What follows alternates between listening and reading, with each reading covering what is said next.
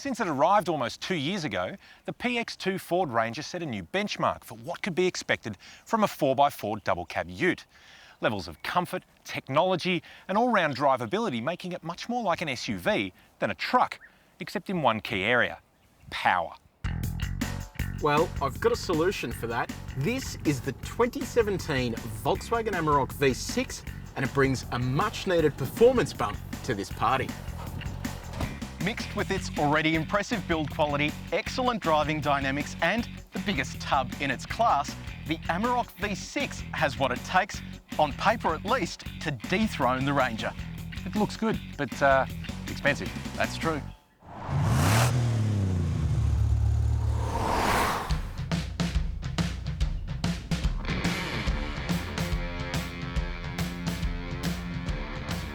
All right, Paul, let's lay it all on the line. 2017 Ford Ranger XLT Auto. That one's got the fancy paint and the tech pack, 58 grand. I can top that. Base model Amarok V6 Highline, a tenner under 60k. Ooh, and options? Well, that thing's got a couple. Fancy paint, fancy seats, brings it up to about 62,500. It's about 3.5 grand difference between the two. See, that actually doesn't sound that bad. Let's take a look what you get.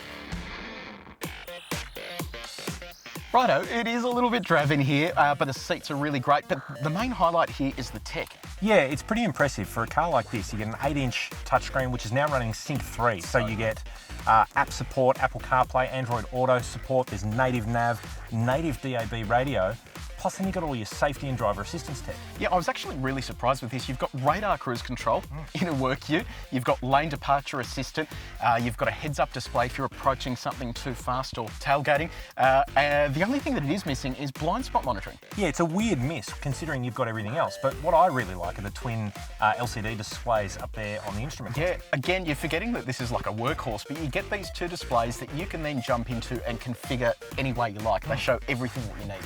Yeah, it's pretty good. It's definitely a modern take on things. Let's check out the back.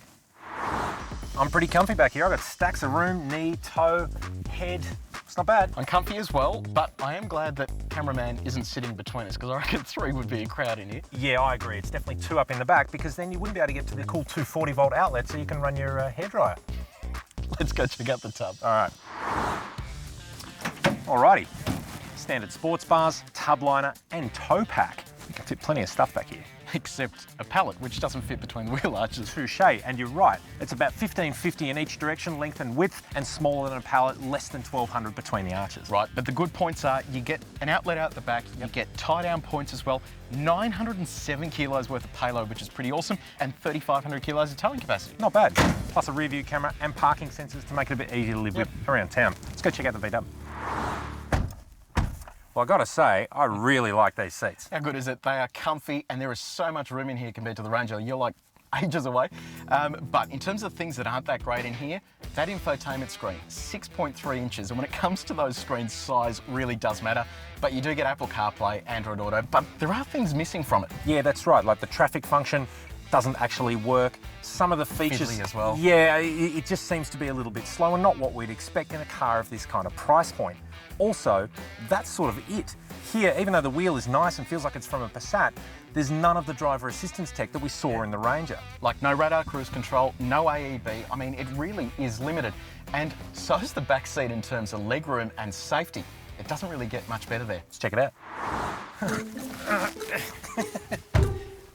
Well, that's fun. It's pretty tight getting in. And being in here, there's nowhere near as much room as there was in the Ranger. This is tighter than a French laneway, but I tell you what, there is plenty of room to stick a cameraman in here. That's if we ever wanted to. Well, that's right. The width of the Amarok is really noticeable, and this is a really, really comfy bench. But there's a problem. You don't get the cool 240-volt outlet. You've got these silly cup holders on the floor. But let's talk about the big issue that I know is a problem for a lot of buyers. Yeah, and it's a big issue because there's no airbags back here. If someone hits you from the side, you have that many airbags, and that is not good enough. It's something that I know that we've been pretty keen to point out, but look, you know, it's not for all buyers, but something that we should mention. Check out the tub. Well, there might as well be a sticker back here that says biggest tub in the class because... Hey mate, biggest tub in the class, that's why. It's about the same depth as a Ranger, about 60mm wider, and it gives you 1200mm between the arches, and guess what that lets you do? You're right, a pallet, but can't say I've ever had to do that. However, you do get standard sports bars, standard tub liner, 12-volt outlet, 4 tie-down points, so it is pretty handy. Get the easy close tailgate, which exposes the reversing camera and the parking sensors as well. But not the standard tow pack. That's true. Let's have a look at the business end of these. Cool. Well, it's a pretty familiar story behind old shiny face here. 3.2 litre 5-cylinder turbo diesel with 147 kilowatts and 470 newton metres. Now that's sent through a 6-speed automatic transmission, and it's got a relatively standard 4-wheel drive driveline with a rear differential lock and low range gearing. Sounds a bit old school compared to this. Under here is a 3-litre turbocharged V6 diesel. Makes 165 kilowatts of power, 550 newton metres of torque. But if you kick the throttle down, it'll go into overboost, 180 kilowatts, 580 newton metres of torque. And it's all sent through a pretty sophisticated 8-speed automatic gearbox. But the best bit of all, permanent all-wheel drive. I've got to admit, there's some pretty impressive numbers, particularly for a Ute. So, well, why don't we turn those numbers into some more numbers and see how tractable that V6 really is. You drive, I'll get the stopwatch. Well, finally, a pickup with some power. This should produce some decent numbers in our 0 to 100 and 100 back to 0 tests. First up, the V6 Amarok. And that is a pretty impressive 8.2 seconds for 0 to 100 kilometres an hour. Remember, we're driving a 2200 kilogram Ute here. And from 100 back to 0, the big guy comes to a stop in 44.5 metres, which really should blow the Ranger out of the water, given this has got 4-wheel disc brakes, a bit of a standout in this segment. So next up, the Ranger. Now, we're pretty familiar with this car, and, well, just as we thought, a 10.7 for 0 to 100 on this test is pretty true to form. From 100 back to 0, well, the Ranger does it in exactly the same time as the Amarok, 3.4 seconds. But get this, manages to stop 300mm shorter than the Volkswagen. Pretty impressive considering it's got drums on the back to the VW's discs, and the front rotors are a little bit smaller. Now it's time to head for the dusty stuff and see what these two can do over some rougher terrain. Now, the Ranger does cruise really well. You sit on around 9 litres per 100 as your fuel consumption, and it is relatively punchy off the line, but it's that mid-range that you notice is lacking in this car.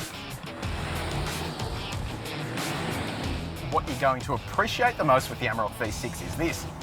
You give it a kick in the guts and you get 180 kilowatts of power and 580 newton metres of torque. I mean, that is some sensational stuff for a work ute.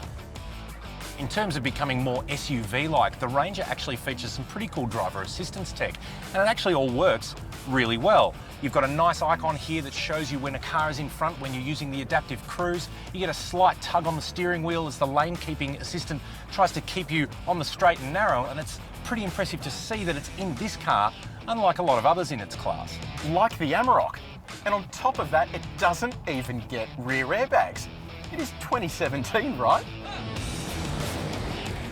So while old mate James over there is having to flick from 2-wheel drive to 4-wheel drive, that's not a concern in the Amarok because it has a full-time 4-wheel drive system.